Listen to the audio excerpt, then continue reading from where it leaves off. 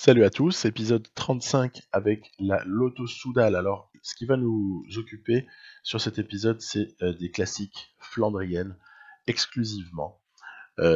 L'idée étant évidemment d'essayer de prioriser Wout van Aert pour les monuments et les classiques de type GPE3 Gamewevel, c'est-à-dire World Tour A. Alors c'est parti, il y a une petite course au démarrage pour s'échauffer. C'est une course sur laquelle, bien que sous pic de forme, je n'ai pas aligné Tish Benoît. Inutile de lui rajouter des jours de course, pour rien entre guillemets.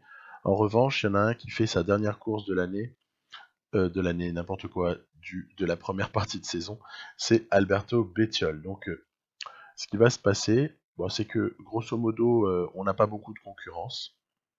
On a Degenkolb, on a Bettiol. Ça sent le sprint à plein nez. Il n'y a pas assez de difficultés, je dirais, pour pouvoir sélectionner euh, sur le parcours. Voilà, par exemple, quand on en est rendu ici à une quinzaine de kilomètres, il n'y a plus de quoi réellement faire de différence. Donc, on va se concentrer sur le sprint à venir, tout en sachant que on a de quoi le lancer. On a de Bussere, Bettiol et en dernier John Degenkolb. Donc cette course, a priori, elle est pour lui. Elle est pour lui. Donc après, voilà, qu'est-ce que je vais faire? Je vais faire mon petit train, je dirais relativement habituel. On va, euh, on va aller chercher le tout dernier rescapé de l'échappée là qu'on aperçoit. Voilà, c'est parti. Bettiol est en train de finaliser pour Degenkolb. Et puis en fait, qu'est-ce qui se passe? Ben, Bettiol est tellement en forme que Degenkolb n'est pas capable de passer. Donc on peut imaginer, si on extrapole légèrement et qu'on fait un lien avec la réalité, une sérieuse explication dans le bus après la course, puisque celle-là était pour Degenkolb, elle s'avère finalement chippée par Bettiol. En même temps, c'était le plus fort. Et je trouve ça très bien que le plus fort gagne. Donc, très peu de concurrence. Il n'y avait que Niki Terpstra, pour ainsi dire. Bon, après, il y avait des sprinters, on voit Gaviria, il y en avait plein d'autres. Bon, voilà. Mais terminé pour Bettiol sur cette première partie de saison. On le retrouvera au mois de juin. Ensuite, on passe à quelque chose de beaucoup plus sérieux, le GP E3. Alors, là, il s'agit d'une des 4 courses que j'ai cochées tout particulièrement pour Wout van Aert. On va travailler pour lui. C'est ça vraiment l'objectif. Et puis effectivement, oui, sur ce parcours, j'ai de grosses ambitions. Alors on sait que sur le GPE3, l'IA ne plaisante pas, puisqu'elle aligne tout ce qu'elle peut aligner comme spécialiste. Évidemment, les deux plus dangereux, les deux plus forts sont là, c'est Peter Sagan et Greg Van Avermaet. Maintenant, il y a aussi du Stuyven, il y a du Van Mark, et puis comme coureur très dangereux également, il y a du Christophe. Bon, voilà. Je n'ai même pas mentionné les Quick Step, qui sont eux toujours là en nombre et toujours forts. Mais finalement, c'est pas eux qui nous posent le plus de soucis, hein, en général. C'est plutôt Sagan et Van Avermaet, hein, nos deux épines du pied. Donc, vous avez vu, je suis dans le dernier tiers de la course, là, dernier quart même quasiment. On est sur des monts pavés qui sont relativement sélectifs, qui nous permettent dans pas très longtemps d'arriver à dégager un groupe de favoris qui va terminer en costaud cette course. Alors voilà, il reste encore un petit peu trop de coureurs. On va continuer à faire la sélection dans le Tyenberg. Donc là, on voit qu'il y a encore des petits échappés là qui restaient, mais voilà, c'est terminé. Échappée reprise. Maintenant, on va pouvoir s'expliquer entre favoris, même s'il reste encore quelques équipiers. Il n'y en a plus pour très longtemps. Alors, dans cette course, on a évidemment encore De Bussolo qui reste parce que c'est encore un très très bon coureur, hein, De Bussolo. Si on n'avait pas des leaders aussi forts, ce serait peut-être lui, hein, dans une autre équipe, le leader, mais voilà, c'est autrement chez nous. On a maintenant la parole qui est à Van Aert, voilà, sur les pavés. Il y a Degenkolb et Tiesj Benoot dans la roue. Pourquoi j'ai fait ça? C'est parce que j'ai une idée derrière la tête, c'est soit d'emmener Degenkolb si Wout Van Aert s'avère incapable de faire la décision, et je garde Benoot en troisième parce que il faut que je puisse le lancer si je cherche à attaquer pour provoquer une réaction des autres favoris. Voilà. Donc on va voir que c'est ce qui va se produire peu de temps plus tard, alors que Degenkolb a bien souffert là dans cette montée. On a un petit peu de replat et puis ça va être le vieux Quarmont. Alors voilà, il faut essayer de recoller, mais c'est très très faisable. Le trou n'est pas énorme, le trou à boucher. Surtout qu'il y a là, voilà, accélération, Tiesj Benoot. Et puis devant, bah du coup, je continue avec Wout Van Aert. Hein. On va voir ce qu'il y a à faire. S'il y a possibilité en tout cas. Tiesj Benoot, pour sa part, est en train de récupérer largement les favoris. Dans le même temps, voilà, il est en train de se repositionner là où il doit être. Il est encore sous pic de forme, hein, Benoot. Et on a donc une situation plutôt favorable, puisqu'on a un coureur très fort avec les favoris, et on en a un autre qui est échappé. Donc ça, c'est une situation plutôt confortable. C'est un peu ce pourquoi je signerai dans à peu près n'importe laquelle de ces classiques pavés. Eh bien, ça permet en fait de voir venir, en laisser un au chaud. Bon, on verra. Donc, le gros dilemme à ce moment-là, c'est qu'avec le nombre de kilomètres qui restent, il est un petit peu stressant de fatiguer Van Aert, qui est en train de prendre une énorme avance. Hein. Vous avez vu, on a fait un gros bouchon là, sur la gauche de la route, au-dessus du moins. Ah, Peter Sagan réagit, c'est parti. On va donc demander à Benoot d'aller le chercher. Cette option rattraper, je ne trouve pas qu'elle fonctionne formidablement bien. En tout cas, je ne la maîtrise pas encore, pour être très franc. Donc forcément, j'ai des réserves. On a vu que malheureusement, hein, sur l'accélération de Sagan, Van Avermaet, Benoot est capable de suivre, mais Degenkolb ne l'est pas. Voilà, donc ça c'est notre limitation. Il faut bien voir une chose. Voilà, on a réussi à récupérer Sagan. Il se dandine, ce qui est toujours très très bon signe. Le problème, donc, comme je le disais juste avant, c'est que le Degenkolb que nous avons, c'est le Degenkolb de 30 ans, qui est avec des notes qui sont consécutives à ce terrible accident qu'il avait eu en Espagne lors de la préparation de la saison 2015 ou 2016, j'avoue ne plus avoir ça exactement en tête, mais en tout cas ça lui a énormément coûté. Et là, regardez, il y a Sagan qui a réussi à reprendre Van Aert. Je ne vous cache pas que je l'ai un petit peu laissé revenir, parce que j'avais plutôt pour objectif, voilà, ensuite, de poser une contre-attaque avec Tiesj Benoot. Ça tombe pile au moment où Van Avermaet nous a repris. On est à moins de 10 km de l'arrivée. Pourquoi je fais ça? C'est parce que Van Avermaet a déjà pioché pour rentrer. Sagan, ça l'oblige à faire pas mal d'efforts. Et pour finir, vous voyez Van Avermaet là qui s'était encore fait décrocher, il a du mal. Pour finir, c'est encore une fois une config de course totalement idéale, puisque Benoot a encore de quoi peut-être aller jusqu'au bout. On est très très proche de la fin là. Il a peut-être de quoi tenir. Sagan se dandine, Van Avermaet se dandine.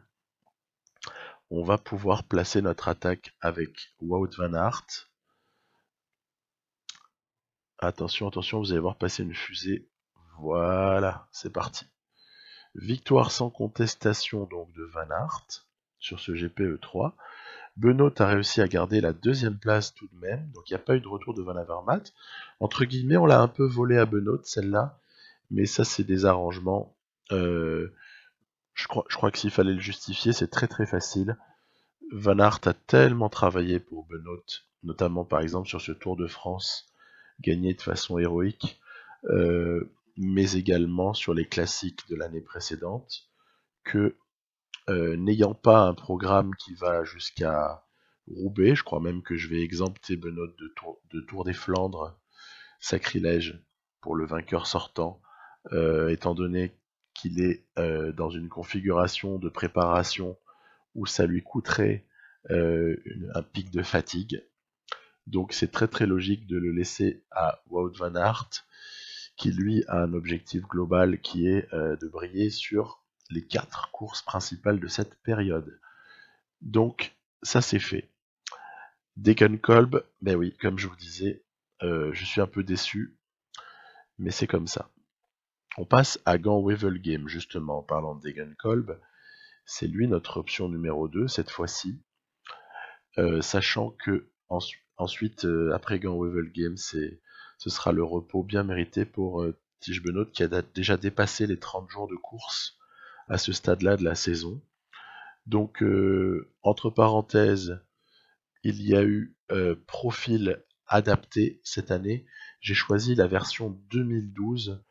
Je crois que la principale différence avec la version précédente qu'on avait eu les 2 dernières années, donc qui correspond à la version actuelle de Gant-Wevelgem, c'est le sens de parcours du Kemmelberg sur le final, puisque il y a une histoire de face nord, de face sud, et j'avais essayé cette variante-là parce que je m'étais dit pourquoi ne pas tenter peut-être quelque chose d'un peu plus sélectif. En tout cas, c'était mon interrogation. Je ne savais pas à quel point on pouvait éventuellement partir aussi loin de l'arrivée, à 40 km de l'arrivée.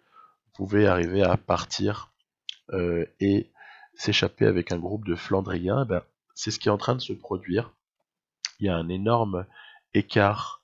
Là, on voit que par exemple Valverde qui avait tenté d'échapper est complètement mort et tous les poursuivants, tous les concurrents, ils sont ici bien enterrés, tous les quick-step, Van Avermaet également. Bon, voilà, on fait un petit tour rapide de tout le monde, voilà pour situer un petit peu les positions. Quand on voit que les poursuivants ne reprennent pas beaucoup de terrain ou ne reprennent presque pas de terrain à des gens qui sont complètement crevés, c'est plutôt bon pour l'échappée des 4. Alors c'est amusant, il y a 2 Bahrain Merida contre 2 Lotto Soudal. Colbrelli est de la partie, et je peux vous dire que ça ne me réjouit absolument pas. J'aurais aimé isoler Peter Sagan. Ça ne sera pas le cas. Colbrelli, c'est un excellent coureur.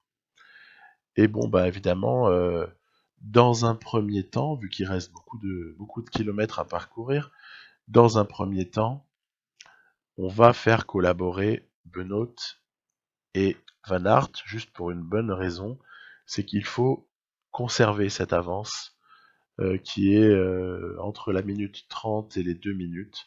Il faut essayer de la conserver jusque au plus loin possible. Alors on passe sous la bannière des 20 km. Une fois que j'aurai la quasi-certitude qu'on ne sera plus repris, on jouera la chose différemment, mais pour le moment, prudence, assurons notre écart. Vous voyez là, je suis sur une deuxième phase. C'est lorsque je décide de prendre la roue de Sagan avec Benoît et la roue de Colbrelli avec Wout van Aert. Je fais ça pour des histoires d'accélération. En fait, et ça c'est quelque chose que j'ai vraiment découvert sur cette course-là, même si j'en avais déjà des petites prémonitions sur les courses précédentes, quelle est la principale différence entre Van Aert et Sagan Bah, c'est la capacité d'accélération et c'est aussi la note de sprint. Et ça, c'est dramatique. C'est très très facilement dramatique. Pourquoi? Parce que on se rend compte, alors que là je suis obligé de faire rouler un peu Benoît parce que sinon ça reviendrait un peu derrière. Pourquoi est-ce que je dis que c'est dramatique? C'est parce qu'à partir du moment où Peter Sagan décide de s'envoler, ou de sprinter d'ailleurs, ben, il arrive à faire une différence absolument inouïe. Et même Colbrelli, qui a aussi un 80 d'accélération, vous avez vu l'écart qu'il met, c'est sur la gauche de la route. L'écart qu'il met immédiatement à Wout van Aert. Alors il craque, il se trouve qu'il craque, et puis on va aller récupérer une deuxième place avec Van Aert, mais il n'y a eu aucun match avec Peter Sagan. Il n'y a même pas eu de discussion, même pas à l'ombre d'un espoir, tellement Sagan était au-dessus. Et comment aurais-je pu faire? Très certainement donner la priorité à Tige Benoît, le caler dans la route Sagan, puisque lui, il y a de l'accélération, c'est un puncher, alors que Wout van Aert est un Flandrien à la base, et même s'il a de bonnes notes en vallon, ça n'est pas quelqu'un qui va pouvoir démarrer là sur les premières dizaines de mètres de manière tranchante euh, face à Peter Sagan. Donc il est irrémédiablement voué à être décroché par une attaque de Sagan. C'est assez dramatique, hein. C'est vraiment super super problématique parce que ça veut dire quoi concrètement? Ça veut dire qu'il va lâcher la roue. S'il lâche la roue, on fait comment? Du coup, ça m'inquiète énormément pour la suite. Peut-être ça m'inquiète encore même davantage pour Roubaix que pour le Tour des Flandres. Mais c'est extrêmement, extrêmement inquiétant parce que, en définitive, si Sagan décide d'attaquer sur le plat ou si ça arrive au sprint, sauf configuration de course exceptionnelle, il n'y a même pas discussion. Il n'y a pas possibilité de rivaliser. Alors qu'avec Tige Benoît, je sais que j'ai la capacité de rivaliser, puisqu'on a déjà eu, lors des années précédentes, des arrivées à deux. On peut penser à plusieurs cas de figure, hein. On peut penser au Tour des Flandres, on peut penser à... Il y avait un Gand Wevel Game aussi où Benoît s'impose, et il y avait même une Amstel Gold Race pendant laquelle finalement la décision se fait sur la capacité de Benoît à s'imposer tout de même au sprint face à Sagan, même s'il a des notes inférieures en sprint et en accélération. Donc voilà, tout ça, ça fait un petit peu progresser la réflexion autour de qui doit être aligné à quel endroit et à quel moment et avec quelle préparation. On referme le chapitre Tige Benoît pour cette première partie de saison, qui reste tout de même excellente. Le GPE3 aurait été pour lui, hein, si j'avais pas lancé Wout van Aert. C'est pas grave. C'est pas grave du tout. On pensera peut-être les choses différemment l'an prochain. Et on lui dit rendez-vous au Tour de France, où il aura un rôle majeur à jouer autour de Bourgmann. Donc, pour ce qui est de la suite des réjouissances, il y a une course un petit peu moins importante, c'est le GP Wargame. Donc là-dessus, j'aligne évidemment tout de même Degenkolb et Van Aert, parce qu'avec les 3 jours d'intervalle à chaque fois, ça leur permet de récupérer et d'avoir une fraîcheur excellente, même s'ils participent aux courses. En revanche, je pense qu'entre Tour des Flandres et Paris-Roubaix, je ne les alignerai pas au ciel de Toul Flanderen. Donc, on est dans le final, là encore, dans le vieux Quarmont. Décidément, on fréquente un peu tout le temps les mêmes monts, les mêmes difficultés, les mêmes secteurs pavés. On commence à les connaître un petit peu par cœur. On est en train de vraiment faire une différence devant. Il y a beaucoup moins de concurrence, hein. On est sur Wargame, on n'est pas sur le Tour des Flandres, hein. Donc beaucoup moins de concurrence. On voit que le boulot est fait par De Bussele pour essayer d'emmener Van Aert et Degenkolb. Regardez, il y a même Wallace qui est pas très loin, donc c'est vraiment une domination pour le moment relativement sans partage, mais il y a quand même Terpstra qui a réussi à venir essayer d'être le poil à gratter de cette échappée. Donc on a clairement là sous les yeux, hein, dans les 3 hommes de tête, les 3 hommes les plus forts du jour, et puis les 3 hommes les plus forts alignés sur ce GP de Wargame. Alors, c'est pour qui? Bah, vu le profil de ce qui reste, j'ai pas vraiment le choix.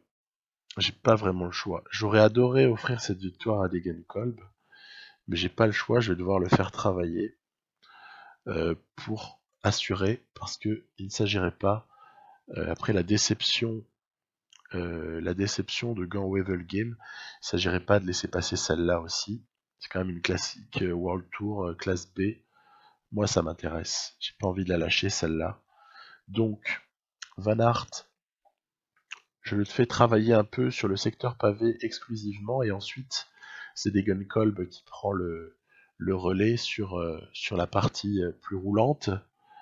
Voilà, donc Terpstra est là et bien là. On voit qu'il y a Yves Lampart qui est en train d'essayer de nous remonter. Donc je vais faire rouler Degenkolb, tout petit peu Van Aert, mais après on va lui demander de se calmer. Je vais faire rouler Degenkolb, histoire d'éviter un retour de Lampart. Voilà, c'est ma seule pensée à ce moment-là de la course, éviter un retour de quiconque, Lampart ou un autre. Cette arrivée à 2 contre 1 nous va totalement, en tout cas ce final. Donc voilà, je vais rouler à bloc, Degenkolb, c'est parti. On va évidemment demander à Van Aert de suivre très très sagement son coéquipier. Et tout doucettement, on est en train de se diriger vers la toute dernière difficulté du jour. On voit que ça y est, Lampart se dandine. C'est fait, c'est réglé, il ne reviendra pas. Donc la toute dernière difficulté, c'est le Kreuzberg. Et puis ça nous rappelle totalement l'année passée, où Van Aert se retrouve en duel avec Terpstra pour la fin de course du Wargame également, hein. À moins que ce soit Stibar, j'ai juste encore un petit doute, mais en tout cas c'était un quick step et puis c'était l'un des deux. Donc on est sur une situation qui ressemble énormément. Attaque cette fois-ci, hein, on plaisante pas. Terpstra a suivi, il n'y a pas de problème. Ok, donc puisque c'est ça et qu'il y a une énorme avance, puis qu'en plus un retour de Degenkolb ne me dérangerait pas, là maintenant on la joue vraiment vraiment tout petit, roue de Terpstra, voilà.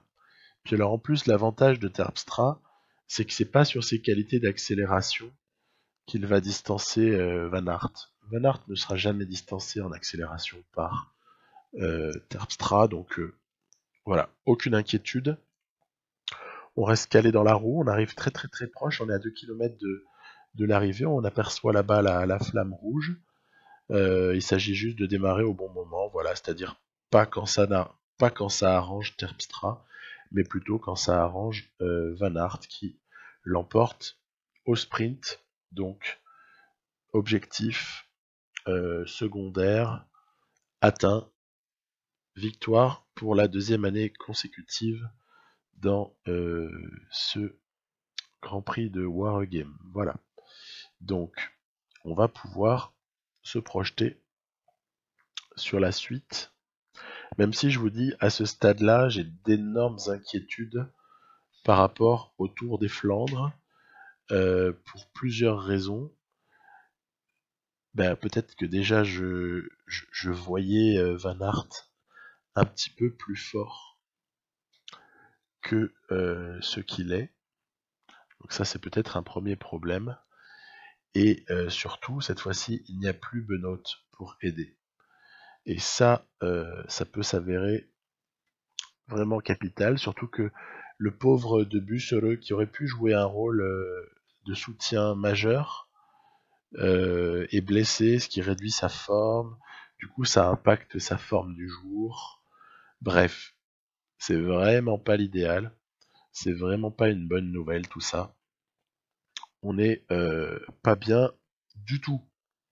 Parce que les mêmes causes ont toutes les chances de produire les mêmes effets qu'à Gand-Wevelgem. Donc j'aborde avec, je dirais, relativement de frustration parce que Gand-Wevelgem n'est toujours pas passé. Ce Tour des Flandres, et puis avec une vigilance totale vis-à-vis de Peter Sagan et de Greg Van Avermaet. On arrive à la partie que je vous décrivais dans la présentation, c'est-à-dire les 60 derniers kilomètres, c'est là où tout se joue, alors que tout le monde a déjà 200 bornes dans les jambes, donc coureur, pas endurant, s'abstenir. C'est ici que ça se joue, et on a déjà eu le temps de perdre, en tout cas ça va être le cas ici, de perdre tous les gens qui n'ont rien à faire sur le final. Donc, que se passe-t-il? Profitant de la reprise du groupe d'attardés, Wout van Aert et Degenkolb arrivent à faire une différence dans ce vieux Quarmont. C'est l'avant-dernier passage, hein, bien sûr. Dès lors, on sait que ça enchaîne toujours avec le Paterberg, c'est l'enchaînement classique de ce Tour des Flandres des dernières années, là. J'ai pas changé le profil, petite parenthèse. J'adorerais le changer pour remettre le mur de Grammont dans le final du Tour des Flandres. Ça me ferait bien plaisir, mais je ne l'ai pas trouvé, ce profil, dans la World DB. Je ne l'ai pas trouvé, donc si certains savent à quel endroit je peux le trouver, je veux bien que vous me l'indiquiez dans les commentaires. Et l'on voit qu'il y a une énorme différence de fait sur ce Tour des Flandres. Mais attention, hein, il reste quasiment 50 km. 50 km, c'est très très long. Donc ce que je vais demander dans un premier temps, c'est à Degenkolb de se dépouiller, puisque de toute façon, on se retrouve dans une configuration qui est tellement favorable à Wout van Aert qu'il faut l'exploiter. Voilà. J'avais pas prévu d'avoir cet avantage-là. Je voulais juste rester en tête sur les pavés. C'était ma seule idée. Maintenant, rester en tête, c'est avéré en fait creuser un trou sans réellement le vouloir. On voit qu'il y a du quick step qui roule derrière. Donc il y a un moment donné où Degenkolb a tout donné. Il dit bye bye et bonne chance à son équipier. Voilà, c'est parti. Est-ce que Wout van Aert va pouvoir tenir les grosso modo petits 40 km seul pour terminer? Ça nous fait penser à un passé récent sur le Tour des Flandres, et où on a tendance à penser que oui, c'est possible de le faire, puisqu'il y en a qui l'ont fait. Maintenant, voilà, est-ce que Van Aert a la trempe nécessaire? C'est ce qu'on saura dans les minutes à suivre. Alors, Degenkolb a mis un petit peu de temps à être repris, mais ça y est, il est totalement repris dans le dernier passage au Kreuzberg, là, alors qu'on est ensuite en approche du vieux Quarmont, derrière cette difficulté. On voit que Christophe, dans le Kreuzberg, Christophe a réussi à faire une petite différence. Il est donc le poursuivant immédiat de Wout van Aert, et alors que Van Aert aborde la dernière des 3 ascensions, si j'ose dire, du vieux Quarmont pour ce Tour des Flandres là. Très très bon. On voit qu'il est en train de caler, Christophe. Il est en train de caler, et j'essaye en fait de jouer sur l'intensité de l'effort de Van Aert pour en mettre suffisamment, mais qu'il en reste jusqu'au bout, en fait. Voilà, de l'énergie. Alors qu'on voit que Christophe, donc forcément, se fait reprendre, il a calé. Il se fait reprendre par les poursuivants, avec Sagan en tête, avec grosse collaboration de Greg Van Avermaet. On aborde maintenant le Paterberg, voilà. Dès lors que le Paterberg sera franchi, il ne restera grosso modo plus que 13 km de replat jusqu'à Oudenaarde, où se situe l'arrivée. On voit que derrière, regardez, il y a les deux hommes, comme par hasard, les plus forts, Sagan, Van Avermaet, qui je ne sais pas où ils ont trouvé toute cette énergie-là, mais en tout cas c'est maintenant qu'ils décident visiblement de produire leur effort. On a Stuyven qui a réussi à s'accrocher, hommage à lui, c'est quand même beau, et puis voilà, on est repris. Donc déjà je suis assez à 10 km de l'arrivée. On est repris, ils nous ont quand même mis 1 minute 30, hein, alors que Van Aert roulait correctement. Hein. Et puis là, à mon grand désespoir, ben, tout de suite après la jonction, Van Avermaet se fait la malle et Stuyven seulement a réussi à l'accompagner. Je pense que Van Avermaet, il avait dû s'économiser suffisamment, profitant du travail de Peter Sagan, puisqu'on voit que Sagan a du mal là. Du coup, je l'aide un peu, parce qu'on a un objectif commun, c'est d'essayer de revenir. On voit que Stuyven a du mal également, et Van Avermaet, en revanche, lui, il s'est échappé vers la victoire dans ce Tour des Flandres. Donc déjà, voilà, on ne gagnera pas. Stuyven va quand même réussir à maintenir une deuxième place, et quant à nous, on est relativement honteusement quatrième, alors qu'on avait... je suis très frustré, hein, très très frustré d'avoir été échappé avec cette avance-là, et de me faire reprendre avec autant de facilité, et qu'en plus il reste autant d'énergie au contre-attaquant, pour, en l'occurrence Van Avermaet, pour remplacer une. Je suis vraiment très très très très déçu. Pas mal de questions pour l'année suivante, parce que là je crois qu'on peut plus rien changer pour cette année malheureusement. La difficulté extrême qui commence à me casser les pieds quand même un petit peu à un certain niveau. Wout van Aert comme leader, est-ce pertinent? N'est-ce pas finalement Benoît notre leader naturel? Et puis l'équipe n'était-elle pas un peu trop faible?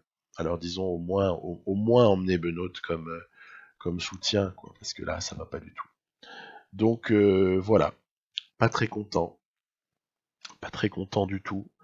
J'ai gagné les trois, enfin, on va dire, 3 des 4 moins importantes. Et puis la plus importante, ben, on est quatrième. Donc c'est une immense déception pour ce Tour des Flandres. Euh, il va y avoir le Tour du Pays Basque que je vais un petit peu, que je vais jouer, hein, pas un petit peu d'ailleurs. Et ensuite, ce sera Paris-Roubaix. Je vous donne rendez-vous très très vite pour l'épisode 36. Bye bye.